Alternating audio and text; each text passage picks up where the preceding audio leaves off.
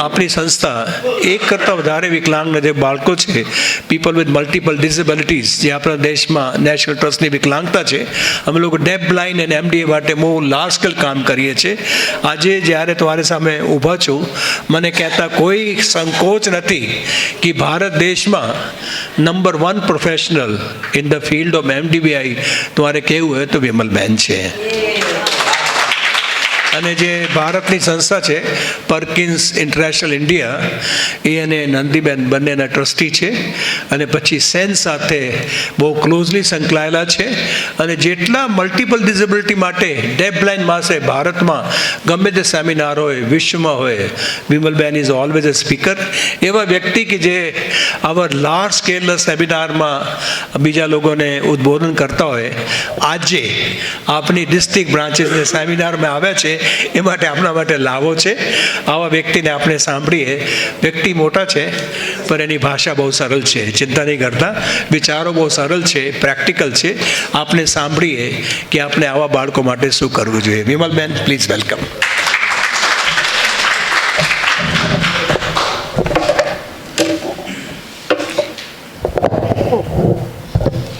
સૌને નમસ્કાર.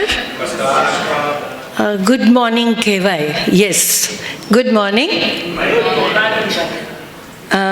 મારું પુનાની સાહેબે થોડું ટેન્શન વધારી દીધું, કેમ કે એટલું બધું કહ્યું તો સ્વાભાવિક છે કે બધાની અપેક્ષા વધી જાય. પણ હું તો ફક્ત અહીંયા એક મેસેજ આપવા જ આવી છું. અને જે પણ પુનાની સાહેબે કહ્યું,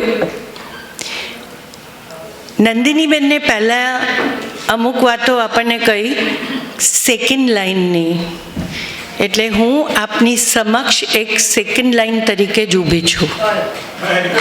યસ, એમાં કોઈ શક નથી અને બે મત નથી. અને જેટલા પણ મુદ્દાઓ 6S અને 4M નંદિનીબેને આપણને શીખવાડવાના પ્રયત્ન કર્યા, એ હું એક રેસિપિયન્ટ તરીકે, એક સંસ્થાની કર્મચારી તરીકે એ હું જોઈ રહી હતી કે એમનું ઇન્વેસ્ટમેન્ટ અમારા જેવા વ્યક્તિઓમાં કેવી રીતે થયું છે. અને જેનું પરિણામ છે કે આજે સંસ્થા મલ્ટિપલ ડિસેબિલિટીના ક્ષેત્રમાં આટલી આગળ આવી છે.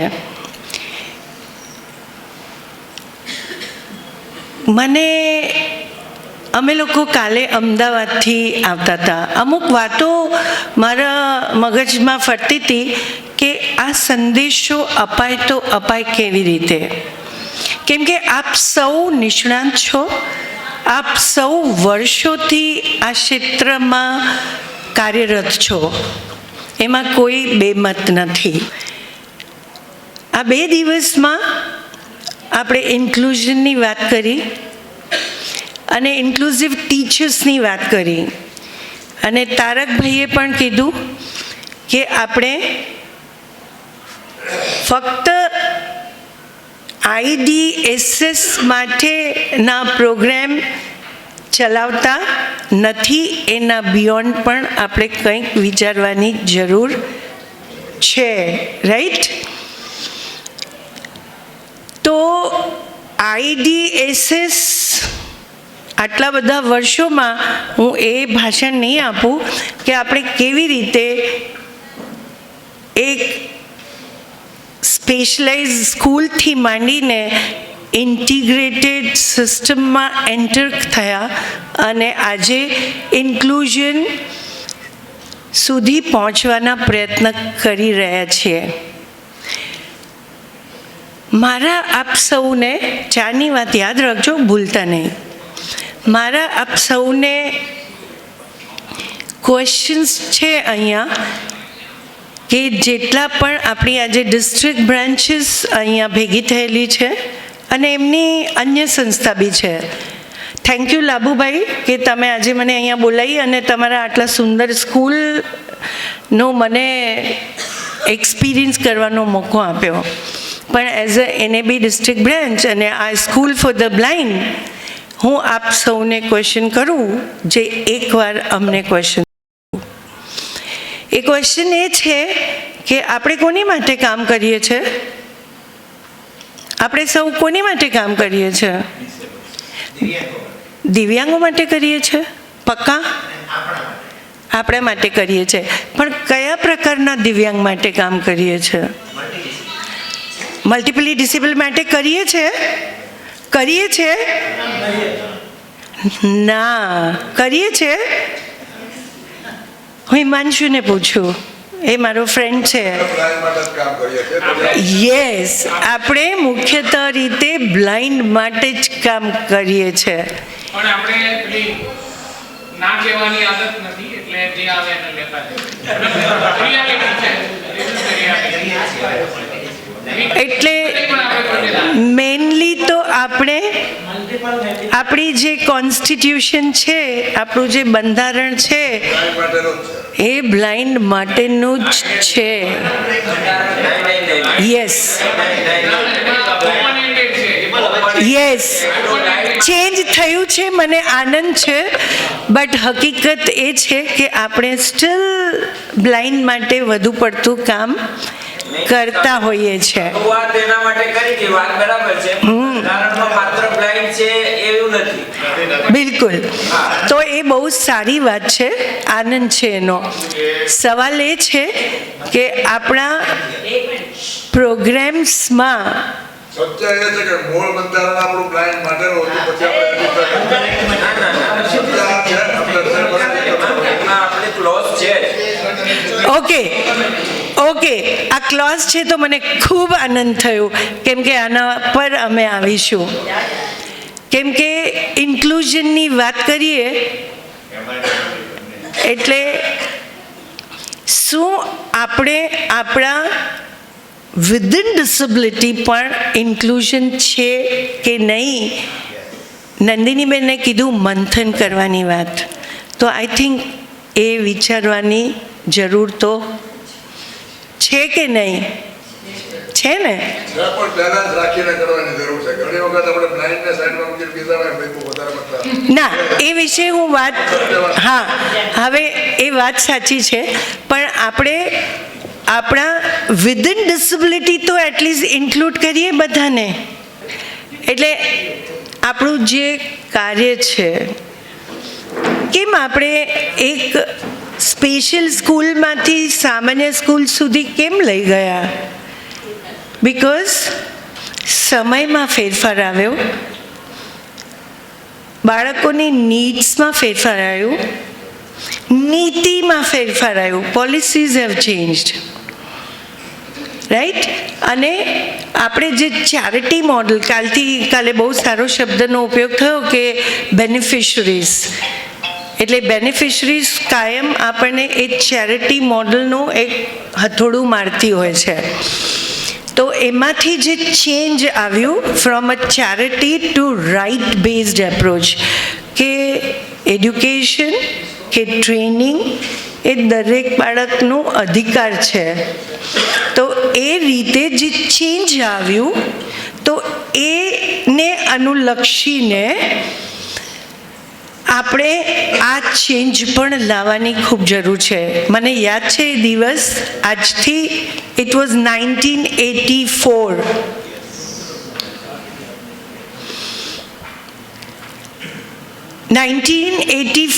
ના લગભગ ડિસેમ્બરનો મહિનો હતો ને સાંજનો ટાઈમ હતો.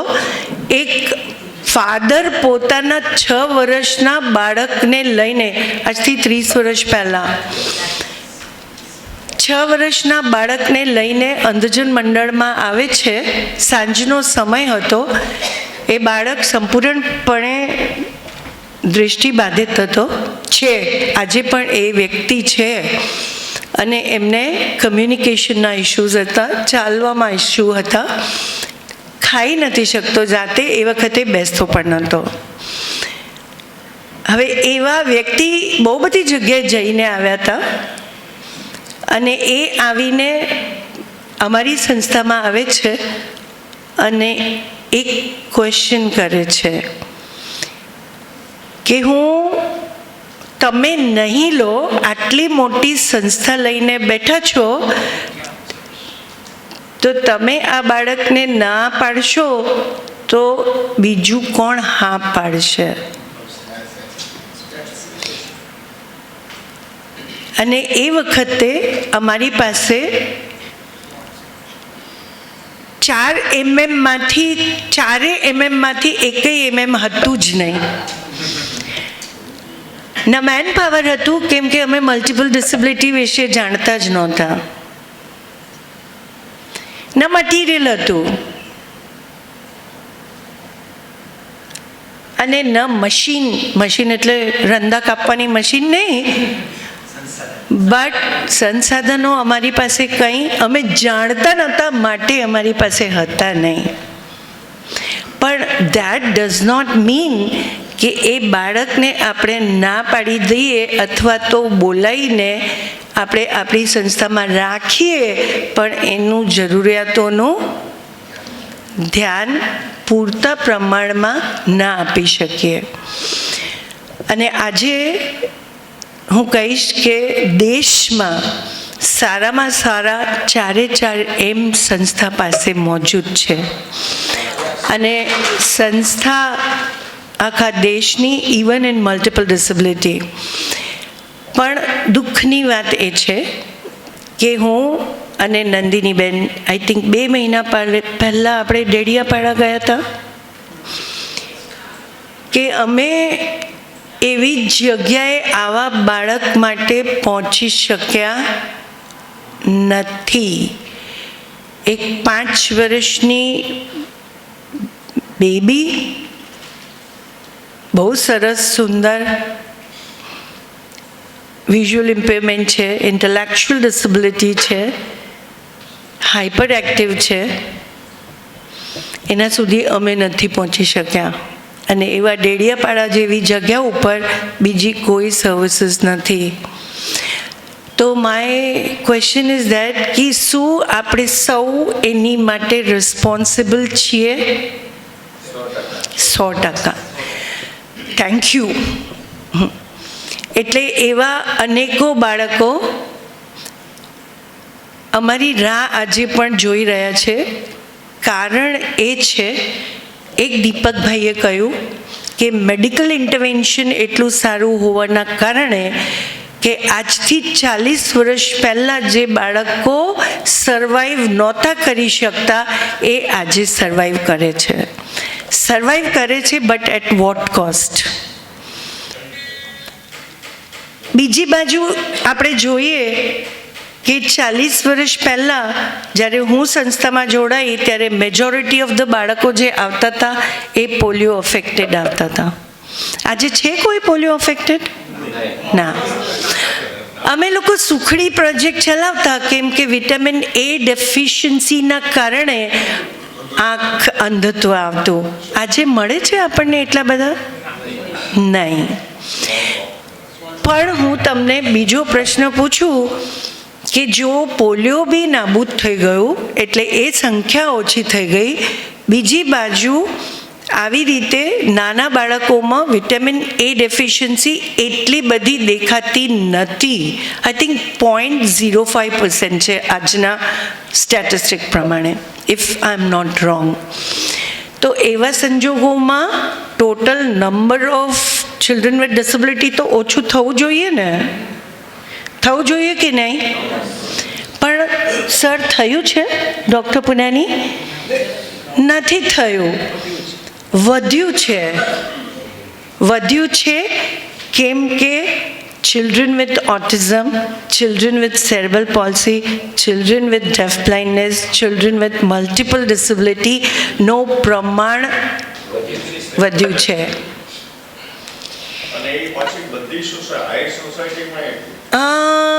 એ હું જનરલાઇઝ કરવાનું નહીં ઈચ્છીશ કેમ કે ડિસેબિલિટી કોઈ સોશિયલ સેક્ટર કે એ જોઈને નથી આવતી, એટલે એ વિશે હું નહીં બોલું.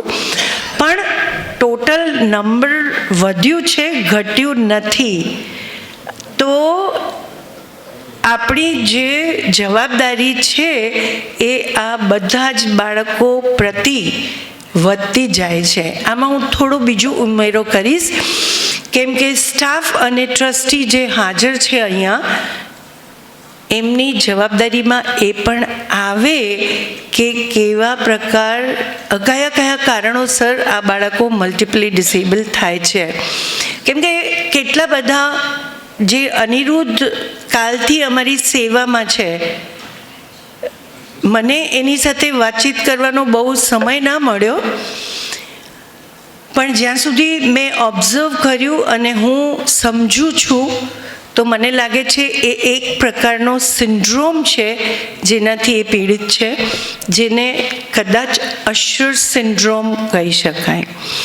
અશર સિન્ડ્રોમ એટલે કે શરૂઆતમાં કાં તો છોકરું દેખતું પણ હોય ને સાંભળતું પણ હોય, પણ જેમ જેમ એની ઉંમર વધતી હોય, અને આ બધા જન્મજાત છે, અમુકમાં જેનેટિક ફેક્ટર્સ રિસ્પોન્સિબલ છે કે જેમાં આપણે કંઈ કરી શકતા નથી, પણ એને સમજવું, જાણવું, ઇન્ક્લુડ કરવું અને સેવાઓ આપવું આપણા સૌના કાર્યમાં આવે છે.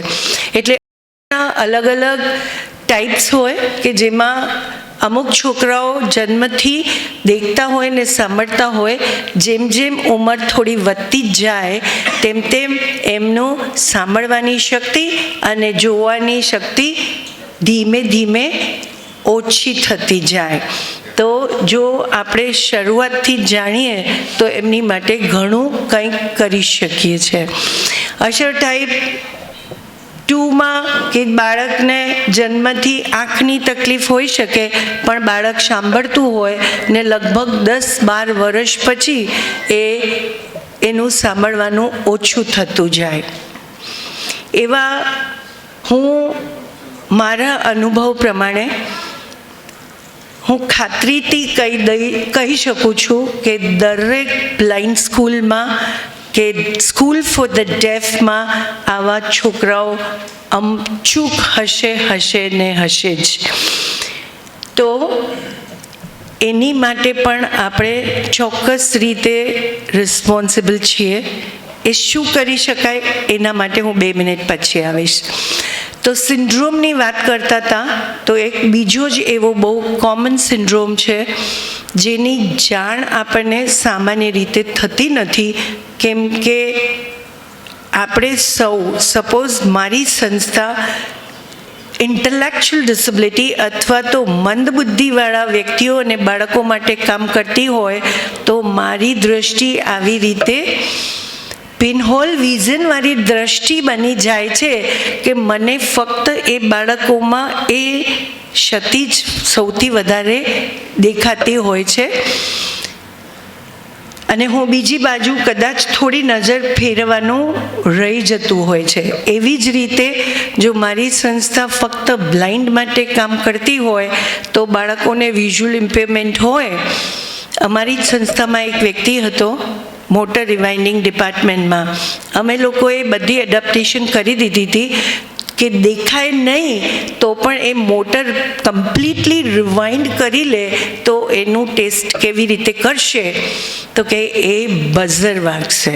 કેમ કે દેખી ના શકે તો એ ચેક કેવી રીતે કરશે, તો કે એનામાંથી જો પરફેક્ટ હશે તો એમાં બઝર વાગશે અને એ સમજી જશે, કેમ કે એ બ્લાઇન્ડ છે પણ સાંભળી શકે છે. પણ આ વ્યક્તિ એને રિસ્પોન્ડ નહોતો કરતો. એટલે કેમ કે અમે ફક્ત બ્લાઇન્ડ માટે એવી બધી ભૂલો, હું કોઈને બ્લેમ નહીં કરું અહીંયા, આ ભૂલો છે અથવા તો અમારું લેક ઓફ અવેરનેસ છે કે અમારી થોડી એ સાઈડની અવેરનેસ ઓછી છે. એટલે અમે એવું લાગ્યું, અને અમારી સંસ્થામાં મારા એક્ઝિક્યુટિવ ડિરેક્ટર અને જનરલ સેક્રેટરીની હાજરીમાં હું કહી શકું કે આવા જેટલા પણ છોકરાઓ હોય જે બ્લાઇન્ડ સ્કૂલમાં થોડા ભણવામાં કાચા પડતા હોય કે આવા પરફોર્મ ના કરી શકે, તો કે આ વિમલના છોકરાઓ છે એમના ડિપાર્ટમેન્ટમાં મોકલી દો. કેમ કે એ બધા એમને એવું લાગે કે ઇન્ટેલેક્ચ્યુઅલી ડિસેબલ છે. અને જ્યારે એમની સાથે અમે કામ કર્યું ત્યારે અમને ખ્યાલ આવ્યું કે રે આ છોકરાને તો હાઈ ફ્રીક્વન્સી 4000-6000 dB-વાળા સાઉન્ડ સંભળાતા નથી. અને જે સિસોટી વાગતી હતી એના પછી એ મોટર રિવાઇન્ડિંગ કર્યા પછી that was a high frequency sound, અને એ સાઉન્ડ એને સંભળાતા જ નહોતા. એ મંદબુદ્ધિનો સેજ પણ નથી, બહુ ઇન્ટેલિજન્ટ છે. એટલે વી all R responsible for them. એટલે આવી રીતે અમુક સિન્ડ્રોમ્સ જે હોય તો વખતો વખત એક વખત આપણને ડિસેબિલિટીનો સર્ટિફિકેટ મેળવ્યા પછી આપણે બહુ નિરાંત થઈ જાય કે હા એક કન્ફર્મ ડિસેબિલિટી ડૉક્ટરે લખીને આપી દીધી છે એટલે ખલાસ. પણ વખતો વખત આવા ચેન્જીસને જો આપણે ઓબ્ઝર્વ કરીએ તો એમની માટે અને એ આપણી રિસ્પોન્સિબિલિટીમાં 100% આવે છે. અને એ બધા વિમલબેન એટલે મંદબુદ્ધિવાળા છોકરાઓ કે મેન્ટલી ઇલ વ્યક્તિઓ જે હોય એ બધા મારા છોકરાઓ, અને મને બહુ ગર્વ છે, એનો આનંદ પણ છે એમની સાથે કામ કરવાનું. પણ જ્યારે સંસ્થા લઈને બેઠા હોઈએ ત્યારે આ બધાની જવાબદારી આપણા સૌની બનતી જ હોય છે.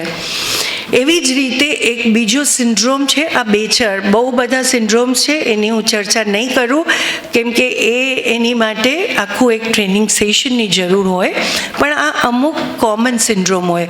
અને હું આપને કહેવા ઈચ્છીશ કે ડાઉન સિન્ડ્રોમ જે મોટા ભાગે મંદબુદ્ધિની સંસ્થાઓમાં આપણને વધારે જોવા મળે, અને એમાં બોર્ડર લાઇનથી માંડીને સિવિયર રિટાર્ડેશન સુધીની શક્યતાઓ હોઈ શકે છે. પણ 60% ધ રિસર્ચ હેઝ પ્રૂવડ કે 60% ડાઉન સિન્ડ્રોમવાળા બાળકો અને વ્યક્તિઓમાં કાનને લગતી, આંખને લગતી મુશ્કેલીઓ હોય છે. પણ મેં કહ્યું એમ કેમ કે આપણી દ્રષ્ટિ અને આપણી સોચ એવી હોય કે આપણે ફક્ત એ જ જોઈએ કે આ બાળક મંદબુદ્ધિનો છે, નથી શીખતો કેમ કે બુદ્ધિ ઓછી છે. પણ દેખાતું જ ના હોય તો ક્યાંથી શીખે? પિક્ચર કાર્ડ બતાવો છો, સ્માર્ટ બોર્ડ યુઝ કરો છો, બ્લેક બોર્ડ યુઝ કરો છો, પણ એને ક્લિયર દેખાતું જ નથી. પ્લસ તમે વિચાર કરો કે જે બાળકને ઓછું દેખાતું હોય અને એની સાથે એની સમજ શક્તિ પણ ઓછી હોય તો વિચાર કરો કે એને શીખવામાં કેટલા ગુણા તકલીફ વધી જતી હોય છે. એ 1+1 2 ક્યારેય નહીં થાય જ્યારે મલ્ટિપલ ડિસેબિલિટીનો સવાલ ઊભો થાય છે કે એકથી વધુ વિકલાંગતા, એ બી ઇન્દ્રિયોને લગતી વિકલાંગતા હોય છે, ત્યારે એનું ઇમ્પેક્ટ 50 ગણું, 100 ગણું, 200 ગણું બી થઈ શકે. એ 1+1 2 ના થાય, 1+1 120 બી થઈ શકે, 200 બી થઈ શકે.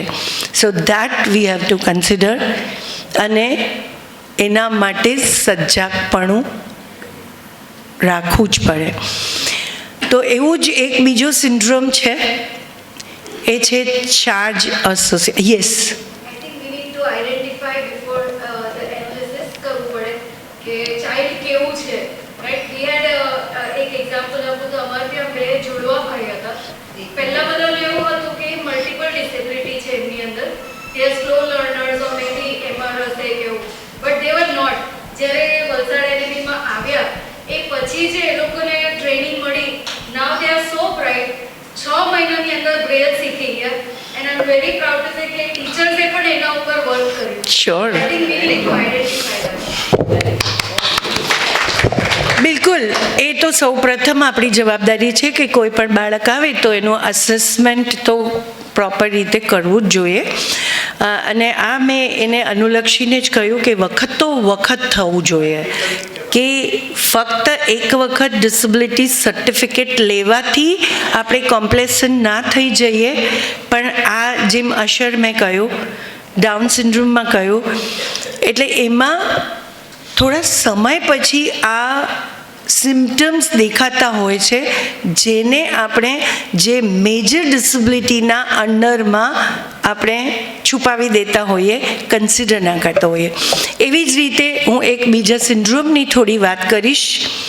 એટલીસ્ટ નામથી વાકેફ હશો તો ક્યારેક એવા બાળકો આપને આવશે. આઈ ડોન્ટ એક્સપેક્ટ કે અહીંયા ટ્રસ્ટીઓ સ્પેશિયલ એડ્યુકેટર બની જાય કે એક્સપર્ટ બની જાય, પણ થોડીક જાણકારી હોવી ખૂબ જરૂરી છે કે એવા બાળકો જો આપને ત્યાં આવે તો થોડુંક ધ્યાન આપણે દોરાઈ શકે. Charge association. ચાર્જ એટલે બેટરી ચાર્જર નહીં. Charge CHARGE.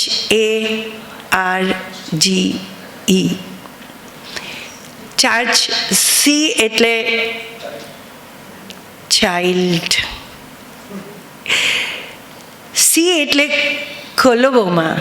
કોલોબોમાં એટલે અવિકસિત આંખ. બહુ સીધી સાદી ભાષામાં કહું, બહુ ડિટેલમાં હું નહીં જઈશ. આંખની કીકી, પડદા અથવા તો કોઈ પણ આંખના ભાગનું પૂરું વિકાસ ન થયું હોય, માટે એને દ્રષ્ટિમાં તકલીફ હોય. ટોટલી બ્લાઇન્ડ ના પણ હોઈ શકે. એવી જ રીતે H is for the heart.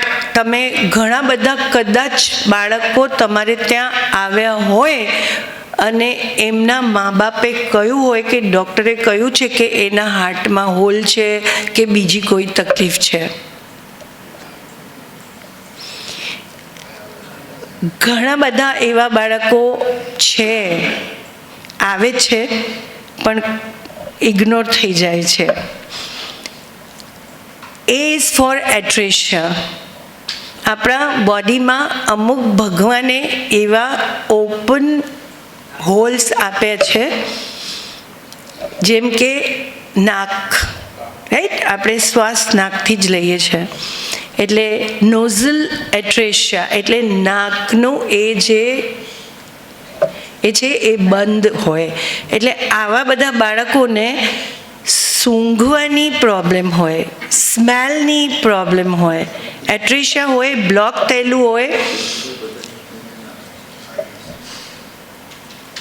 Yes યુસુફભાઈ? અરે અમારે ત્યાં ટીચર છે ને એને ગંધ બી ના આવે ને એને ચામડી પર કઈ અસર ના થાય. એક્ઝેક્ટલી. ઇટ્સ ચામડીનું આની સાથે રિલેટેડ નથી, બટ ગંધ ના આવે તો એટ્રેશિયા એટલે નાકનું જે પાથવે છે એ બ્લોક હોય. એ બીજો રોગ છે જેને એનોસ્મિયા કહેવાય. એને મચ્છર કરડે ને તોય ખબર ના ના, પણ ઇવન ટેક્ટાઇલ, ટેક્ટાઇલ એ પણ આવા બધા સિન્ડ્રોમવાળા બાળકો આપણી પાસે આવી શકે છે. હવે આવા ઘણા બાળકોનો કમ્પ્લેન હોય કે આ કંઈ પણ ખાઈ લે છે.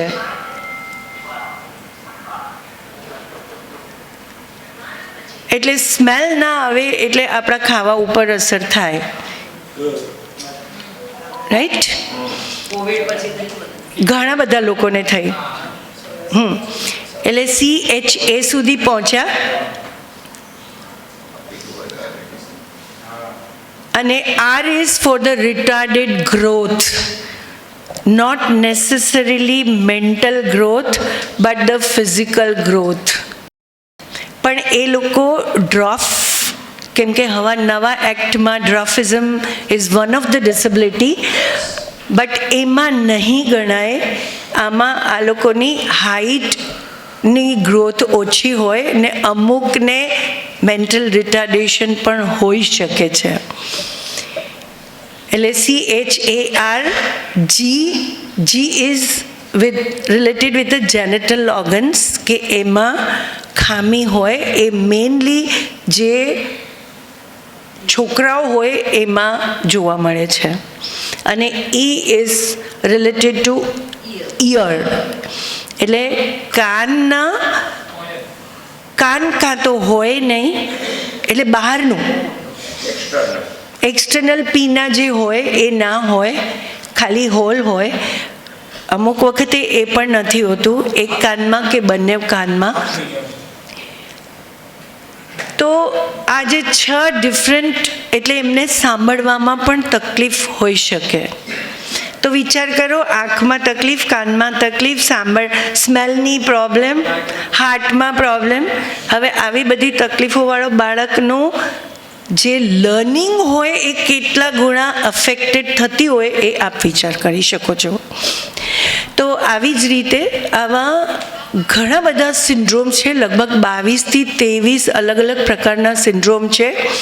પણ હું એક વસ્તુ અહીંયા ક્લિયર કરીશ કે એ 22 કે 23 ટાઈપના જે સિન્ડ્રોમ્સ છે એ સિન્ડ્રોમમાં એ બધા બાળકોને આંખની તકલીફ તો હોય છે ને હોય જ છે. એટલે જો આપણે બ્લાઇન્ડ સાથે કામ કરતા હોઈએ તો એ આપણા બ્રોડર ડેફિનેશનમાં તો આવે જ છે. એટલે આપણે કમિટેડ છીએ જ એમની સાથે કામ કરવા માટે. તો આ વાત રહી કે આપણે કેમ કરવું જોઈએ અને એમને કેમ ઇન્ક્લુડ કરવા જોઈએ. અને પહેલાં જેમ મેં કહ્યું એવી જ રીતે બહારની સ્કૂલોની વાત કરીએ એના પહેલાં પોતાના સંસ્થામાં, પોતાના પ્રોગ્રામ્સમાં ઇન્ક્લુડ કરીએ તો બહાર ઇન્ક્લુડ થાય. સો માય રિક્વેસ્ટ ટુ એવરીબડી કે જે ડાયરેક્ટલી કામ કરે છે રૂરલ એરિયાઝમાં, અર્બન એરિયાઝમાં. મેં આજે જ સવારે પૂછ્યું યુસુફીભાઈને કે મારું એ સેન્ટર ચાલુ છે કે નહીં, તો એમને બહુ ઈમાનદારીથી કહ્યું કે હા ચાલુ છે. અને લાભુભાઈ, હું કાલે બહુ જ મને આનંદ થયો તમારું નવું પાર્ક જોઈને, જેમાં દરેક પ્રકારના બાળકો એનો લાભ લઈ શકે છે. સો થોડુંક આગળ વધીએ કે એક તો નંબર ઓછું થયું નહીં, નંબર વધ્યું છે, પેટર્ન ચેન્જ થઈ છે. એટલે એ બી અમને કમિટ કરે છે કે અમારે આ કામ કરવાનું જ છે. હું એવું નહીં કહીશ કે અમારી સંસ્થા બંધ થઈ જાય, પણ એટલું ચોક્કસ કહીશ કે સમય બદલાતા સંસ્થાને પોતાના રોલમાં ચેન્જ લાવવાની ખૂબ જરૂર છે. કે પહેલાં ફક્ત આપણે એક ડાયરેક્ટલી બ્લાઇન્ડ બાળકોને શિક્ષણ આપવાનું જો કામ કરતા હતા અને કરીએ છીએ આજે પણ, તો જે બાળકો સ્કૂલમાં જતા રહ્યા તો આવા બાળકો તો તમારી રાહ જોઈ જ રહ્યા છે. એટલે એમની માટે આપણી સંસ્થાનું થોડુંક રોલ ચેન્જ કરીએ. કાલે હિમાંશુએ કહ્યું CP, કે હું બહુ લોકોને કહું છું કે CP બાળકો, સેરેબ્રલ પોલ્સી, મગજનો લકવો, અને એમાં પણ મોર દેન 60% ઓફ ધ બાળકોને વિઝનનું પ્રોબ્લેમ બી હોય, કમ્યુનિકેશન પ્રોબ્લેમ હોય ને સાંભળવાનું પ્રોબ્લેમ પણ હોય છે. સાચી વાત છે કે કામ કરવું અઘરું છે પણ અશક્ય નથી. એ લોકોને એ કેટલું કરી શકે છે કદાચ અમને સરપ્રાઈઝ કરે છે.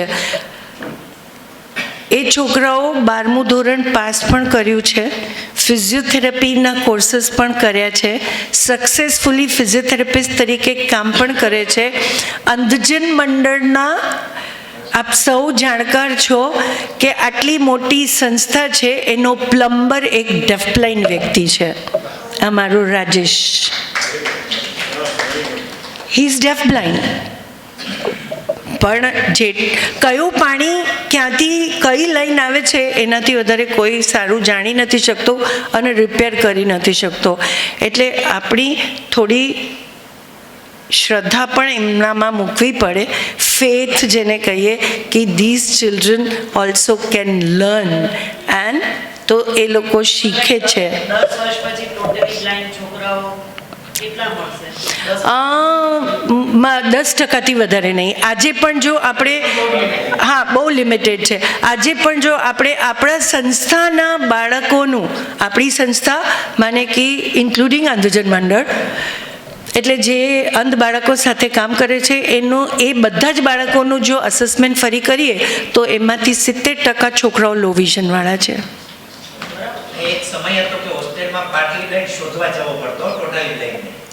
આજે ટોટલી બ્લાઇન્ડ શોધવા પડે છે. એક્ઝેક્ટલી. એટલે આ વિષયની ચર્ચા કરવાનો એક મુદ્દો એ બી છે કે, અને આજે જ્યારે બધા ટ્રસ્ટી અને હેડ ઓફ ધ ઓર્ગેનાઇઝેશન્સ હાજર હોય તો એ વિચારવું જરૂરી છે કે અમારું રોલ ચેન્જ થઈ રહ્યું છે, અમારું કામ બંધ નથી થવાનું, અને કામમાં તબદીલી લાવવાની છે, ચેન્જ લાવવાની છે, સમયને અનુલક્ષીને. તો એ રીતે, અને I think we all are convinced about it. Yes, yes.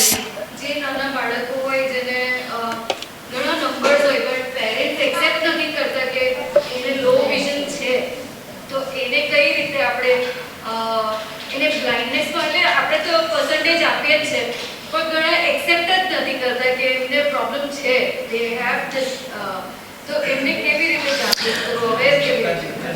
પેરેન્ટ્સની સાથે, એ તમારી વાત બિલકુલ સાચી છે, એ લોકોનું આખું જે એક સાયકલ છે, એક્સેપ્ટન્સ સાયકલ, જેમાં પહેલું જ્યારે ડૉક્ટર કે અરે તમારા બાળકને ચશ્મા છે, એ બી 6 નંબરના, તો ત્યારે એ પેરેન્ટ થોડું શોકમાં જાય છે, અને એ શોકવાળો જે પરિસ્થિતિ છે એ કદાચ અમુક મહિનાઓ જાય, એમાં અમુક વર્ષો પણ જાય, એમાં ઘણી બધી મેડિકલ શોપિંગ પેરેન્ટ્સ કરતા હોય છે, અને એમાં સારામાં આઈ વુડન્ટ સે કે એ એકમાત્ર રીત છે, પણ જે રીત કામ કરે છે કે તમે એમને કહો કે તમે એને જ્યાં બતાવવા લઈ જવું હોય લઈ જાઓ, પણ આ જ્યારે ચશ્મા કયા છે એ પહેલાં તો પહેરવાનું ચાલુ કરાવી દો.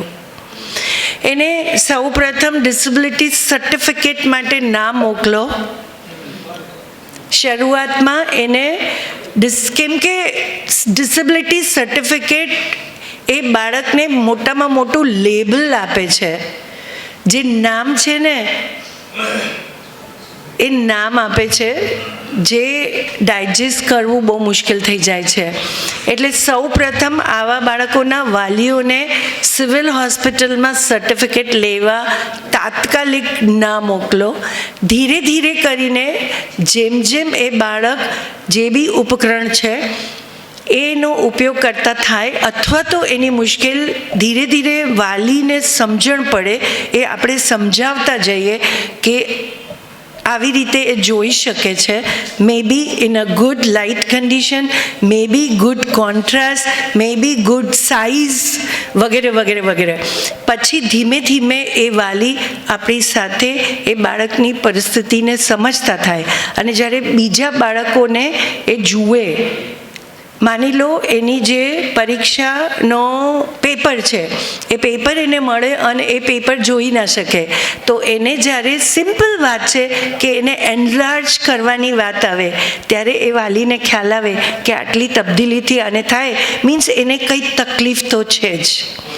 કોઈ વાત માટે સૌ પ્રથમ ના નહીં પાડો. અને બીજી વાત વાલીઓ સાથે કામ કરવા માટે એ છે કે પહેલાં તો એ બાળકનામાં શું સારું છે એ જોઈ લો, અને એ વાલીને કહો કે તમારું બાળક આ કરી શકે છે, રાધર દેન શું નથી કરી શકતો. એટલે વાલી તમારી સાથે એકદમ જલ્દી જોડાઈ જશે. એક પેરેન્ટ આવ્યા હતા આઉટસાઇડ ગુજરાતથી, 5 વર્ષની બહુ બ્યુટિફુલ છોકરીને લઈને અમારી પાસે આવ્યા, સંસ્થામાં આવ્યા. એનો આટલો મોટો ફાઇલ હતો, અને આવીને મારા ટેબલ ઉપર મૂક્યું કે આ જુઓ. અમે કીધું અમારે આ જોવું નથી, કેમ કે મારી સમક્ષ તો એ બાળક છે, મારે તો એને જ જોવાનું છે. મારે આ ફાઇલ રિપોર્ટ હું પછી જોઈશ, કેમ કે હું તો મેડિકલ ડૉક્ટર નથી, કદાચ મને સમજણ ના બી પડે.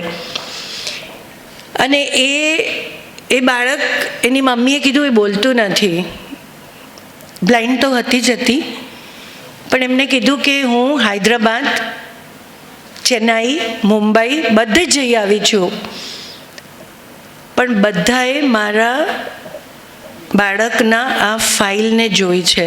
અત્યાર સુધી મને કોઈએ એવું નહીં કહ્યું કે આ બાળક શું કરી શકે છે, આ કેટલું સારું છે. એ કંઈ બોલતું નથી. બીજા દિવસે એ બાળક થોડું ઇરિટેટ થયું અને કહ્યું બેવકૂફ. ઇમેજિન, બેવકૂફ શબ્દ કેટલો અઘરો છે સ્પીચના હિસાબે, કેટલું મુશ્કેલ છે. એ જો બાળક એ બોલી શકતું હોય તો એને શું ઇન્ટરવેન્શનની જરૂર છે. એટલે વાલીઓને પહેલાં તો લેબલ ના કરો બાળકને, કેમ કે એ સહન કરવા માટે એમને એમનો પૂરતો સમય આપો, જેને અમે કહીએ છીએ એક્સેપ્ટન્સ સાયકલ આખી. બીજું કે એમને ડિસેબિલિટીનો લેબલ ના આપો. અને ત્રીજું, એમના બાળકમાં શું સારું છે સૌ પ્રથમ એ કહો, તો એનાથી તમારી સાથે વાલી બહુ જલ્દી જોડાઈ જશે. આગળ વધીએ કે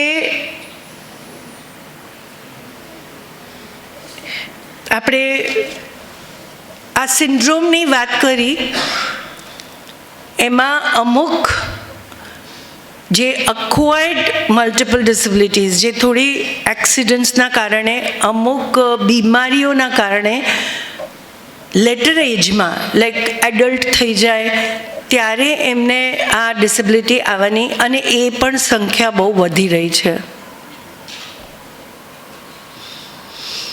એટલે એને પણ આપણે, એમને પણ જરૂર છે સર્વિસીસની. અને એના અમુક અલગ અલગ કારણો છે, અમુક એક્સિડન્ટ્સ અને અમુક આવી કન્ડિશન્સ. એક વ્યક્તિને યાદ કર્યા વગર આ સેમિનાર પૂરું ના કરી શકે એ છે જગદીશભાઈ. આપ સૌ એમને ઓળખતા જશો, majority of them, apart from જે યંગ લોકો અહીંયા મને દેખાય છે. જગદીશભાઈ જે સંસ્થાના સ્થાપક, અંધજન મંડળના, અને એમનું એક ડ્રીમ હતું કે સંસ્થા ડેફ બ્લાઇન્ડ અને મલ્ટિપલ ડિસેબિલિટીવાળા વ્યક્તિઓ અને બાળકોની માટે સેવાઓ શરૂ કરે. અને હું આપને બિલકુલ હિચકિચાઈશ નહીં, કેમ કે એક હકીકત હતી એમના જીવનની કે એમના છેલ્લા લગભગ 8 વર્ષ 10 વર્ષ he himself became a person with multiple disability. Dream હતું ત્યારે એ ડિસેબિલિટી હતી નહીં, બટ એ ખબર નહીં, એમને એક પરસેપ્શન હતું. પણ છેલ્લા એમના જીવનના 10 વર્ષ અને લાસ્ટ 3-4 યર્સ તો હી હેડ ડેફનેસ, બ્લાઇન્ડ તો હતા જ, અને હિયરિંગ એડ વાપરતા હતા, છતાં પણ એમને પછીથી એમની સેન્સરી ન્યુરલ હિયરિંગ કન્ડિશનના કારણે હિયરિંગ એડ મદદરૂપ નહોતા, અને સ્ટ્રોકના કારણે હી બીકેમ હેમિપ્લેજિક. એટલે એમનું I think right side was not working, એટલે એ પોતે જમી નહોતા શકતા, અને એમને એટલી તકલીફ હતી. અને એમના લાસ્ટ, મને લાગે છે લગભગ 6 મહિના કે 12 મહિના પહેલાં જગદીશભાઈ માટે અમે એક કમ્યુનિકેશન બોર્ડ બનાવ્યું હતું, કેમ કે એ બોલીને પણ કમ્યુનિકેટ નહોતા કરી શકતા, સંભળાતું પણ નહોતું એમને. અને જગદીશભાઈની પર્સનાલિટી એવી હતી, he was a very intelligent person, અને બહુ જિદ્દી બી હતા. Am I right sir? એટલે એમની માટે આ બધું યુઝ કરવું વોઝ અ બિગ ચેલેન્જ. એ કે મને તો આવું કેવી રીતે થઈ શકે, but he was a visionary at the same time. પણ એમની માટે અમે લોકોએ એક કમ્યુનિકેશન બોર્ડ બનાવ્યું હતું, અને અમે પ્રયત્ન કર્યા કે એ બોર્ડનો ઉપયોગ કરીને એટલીસ્ટ એમના રોજિંદા જીવનની જે જરૂરિયાતો છે એ તો ઇન્ડિકેટ કરી શકે.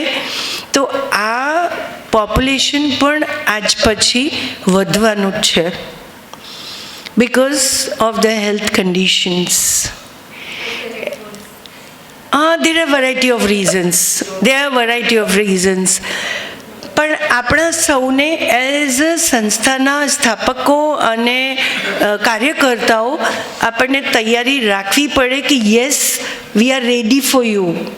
આપણે કોઈને ના પાડીએ કે તમારી માટે સેવાઓ નથી, અથવા તો તમે અહીંયા જાઓ. 2 અઠવાડિયા પહેલાં I got a 2 years old girl ફ્રોમ આણંદ. 2 અઠવાડિયા પહેલાં a twin baby boy is fine and the girl is blind with additional disabilities. છેક આણંદથી સંસ્થામાં આવ્યા, તો આણંદમાં આપણે કેમ ના કરી શકીએ? અને આ હું બિલકુલ હાઇપોથિકેટેડ કે એકદમ એ નથી કરતી. આ કેસીસ આપણે ત્યાં રોજ આવે છે. કેમ એ 5 વર્ષની છોકરીને ડેડિયાપાડામાં જો ઇન્ટરવેન્શન આજે મળે તો એ છોકરી ખરેખર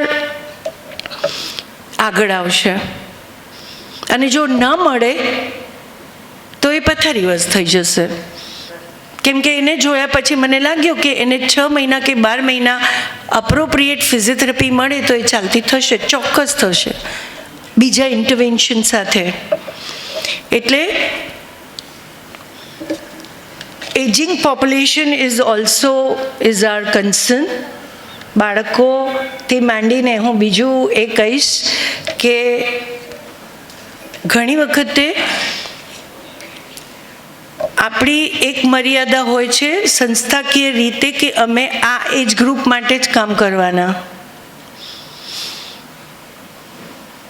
બટ આપણા સ્ટેક હોલ્ડર્સ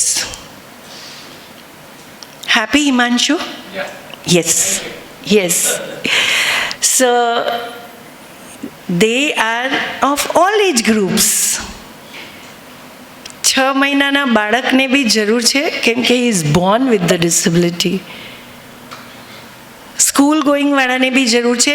હું એવું નહીં કહું કે મેં શોધી તો લીધું છે, પેલા ઇટિનરન્ટ ટીચર્સ ઓર IDSS ટીચર્સ જ્યારે પોતાના માટે શોધવા જાય તો બાળક મળી જાય અને પછી કહે ઓકે અત્યારે તો સ્કૂલમાં એડમિશન નહીં મળે, અમે પછી આવીશું. અરે 6 વર્ષમાં તો બાળકનું ફ્રોઈડના હિસાબે આખી લાઈફ ખતમ થઈ જાય. કેમ કે જે બી માણસનો વ્યક્તિત્વ આજે છે એનું ઘડતર તો એ 6 વર્ષમાં થાય છે. એને કયું વાતાવરણ, કેવી લર્નિંગ, કેવું ઇનપુટ્સ મળે છે એના ઉપર ડિપેન્ડ કરે છે. તો how can we B so irresponsible? એ આપણને પોસાય જ નહીં. એટલે બાળક 6 મહિનાનું હોય, 6 વર્ષનું હોય કે 60 વર્ષનું હોય, અમારી services should be for all age group and we all should follow the life cycle approach because that is the need of the day. I hope you all agree.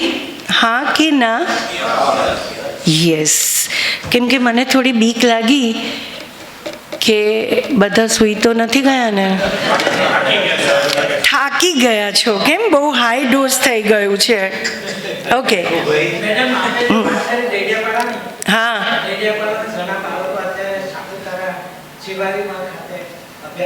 હા, એ અગેન બહુ સારી વાત કરી કે એ સાચું કહ્યું રામભાઈ.